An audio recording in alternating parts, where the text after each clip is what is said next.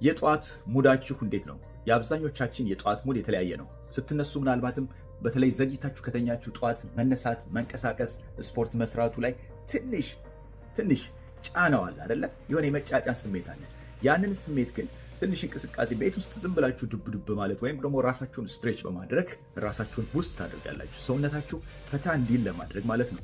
ከዛ በኋላ ምናልባትም ቁርስ ቢጤ አፋችሁ ካደረጋችሁ በኋላ ካፕ ኦፍ ኮፊ ልጠጡ ትችላላችሁ። ለምሳሌ እኔ ኮፊ እጠጣለሁኝ፣ ቡና እጠጣለሁ፣ ግን ሱስ የለብኝም። የቡና ሱስ የምን ሱስ የለብኝም። በነገራችን ላይ በዚህ አጋጣሚ ልንገራችሁ፣ ሲጋራ፣ ጫት፣ ምናምን ገለመሌ ምናምን የሚባሉ ሱሶች ደርሰውብኝም አያውቁም እና ሱስ የሚባል ነገር የለብኝም። ሶ ካፕ ኦፍ ኮፊ ጠዋት ላይ ጅቡት አድርጉና ቁርሳችሁን በልታችሁ ትወጣላችሁ።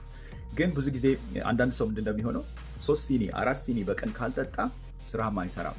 ይሄም ሱስ የሚያስብለው ያ 3-4 ሲኒ ካልጠጣ ስራ ማይሰራ አለ። ልጨምር ሌላ ሄጅ ልጠጣ፣ ጥሩ አይደለም። ካፊን አታብዙ። ከሱ ይልቅ ማለት ነው ውሃችሁን በደንብ ጠጡ። ኦራይት፣ ከሱ ይልቅ ውሃችሁን በደንብ ጠጡ። ካፊን አታብዙ።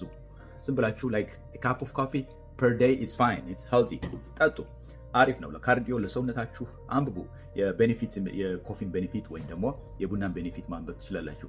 ጠቃሚ ነገሩ ይበልጣል ከጎጂነቱ። ብዙ ጊዜ እኛ ስናድግ ከድሮ ጀምሮ አትጠጡ፣ ቡና እንዲያ ነው፣ ቡና እንዲያረጋል እየተባለ ያደግ ነው። ግን ካፕ ኦፍ ኮፊ is fine, you can drink that one። ከዛ በኋላ ቡስት አድርጋችሁ ቀናችሁን አሪፍ አድርጋችሁ ልትውሉ ትችላላችሁ። ለነገሮች ግን ሱሰኛ አትሁኑ። ሱስ ምንድን ነው?